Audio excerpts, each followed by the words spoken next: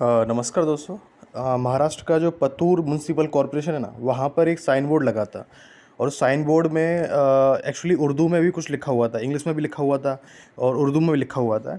तो उसी चीज़ को लेके ना किसी ने एक पिटीशन डाल दी सुप्रीम कोर्ट में जाके कि भैया उर्दू वाली जो लैंग्वेज है ना उसको उठाओ उसमें से। लेकिन सुप्रीम कोर्ट ने फिर उसकी जो प्ली थी, पिटीशन थी, उसको रिजेक्ट कर दिया, ये बोल के कि जो उर्दू है ना, उर्दू एक इंडियन लैंग्वेज है, वो भारत की भाषा है। और सुप्रीम कोर्ट ने कहा कि उर्दू को ना अक्सर मतलब जर्नलिस्ट के साथ ना भेदभाव किया जाता है। तो ये चीज़ सुप्रीम कोर्ट ने बोली। और एक जो मिसकंसेप्शन की वजह से उर्दू है उसको ना इंडिया की लैंग्वेज नहीं माना जाता, उसको एक एलियन लैंग्वेज माना जाता है, बाहर की लैंग्वेज माना जाता है।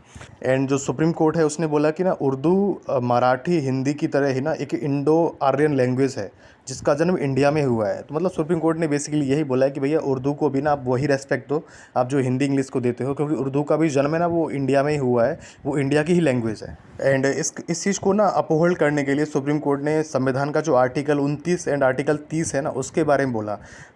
सुप्रीम कोर्ट ने बोला कि ना हम लोगों को इंडिया में लिंग्विस्टिक डाइवर्सिटी को अपहेल्ड करना चाहिए। मतलब आर्टिकल 29 में बात की गई है कि भैया माइनॉरिटीज़ को अधिकार है to conserve their distinct language, अपनी जो लैंग्वेज है, स्क्रिप्ट है और कल्चर है उसको कंजर्व करने का अधिकार है उनको। तो आर्टिकल 29 में दे रखा है। आर्टिकल 30 में दे रखा है कि भैया माइनॉरिटीज़ कम्युनिटी को राइट है to establish at administer educational institute. मतलब वो जो माइनॉरिटीज़ हैं जैसे मुस्लिम हैं, जोरास्ट्रियन हैं, ईसाई हैं, जैन हैं, वो लोग ना अपने एजुकेशनल इंस्टीट्यूट इस्टेब्लिश कर सकते हैं और उनको रन कर सकते हैं अपनी लैंग्वेज में।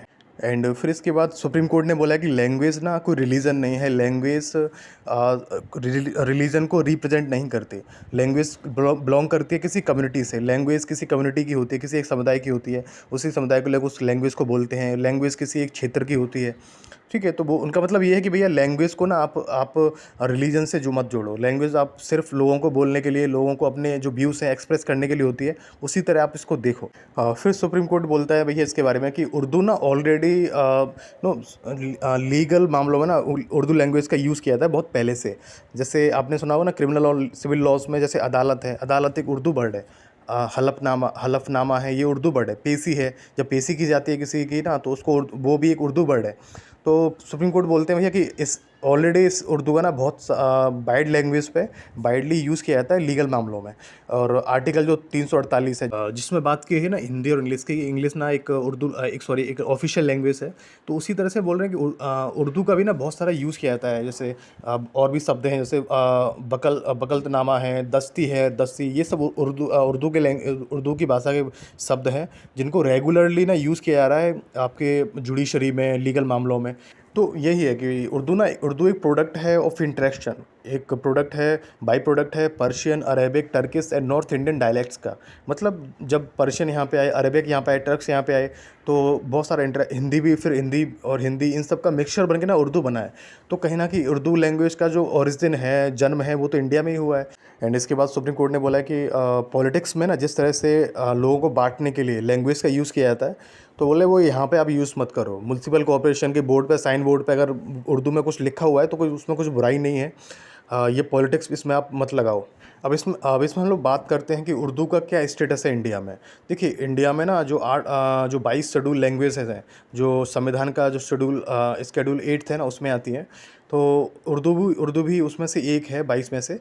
And India had a total of 122 major language. तो इंडिया में 122 मेजर लैंग्वेजेस हैं जिनमें से उर्दू भी एक है। एंड इंडिया में ना उर्दू छठवीं ऐसी भाषा है जो सबसे ज़्यादा बोली जाती है as per the census 2001। And surprisingly ना आपको जैसे लगा होगा कि हैदराबाद में या फिर कश्मीर वगैरह में सबसे ज़्यादा लोग उर्दू बोलते होंगे, लेकिन कर्नाटका में ऑलमोस्ट 11% लोग सबसे ज़्यादा उर्दू बोलते हैं। ये चीज़ है। Urdu has also been adopted by many state and UTs as a second official language. जैसे तेलंगाना, तो तेलंगाना में ऑफिशियल लैंग्वेज के रूप में है Urdu. So thank you for today.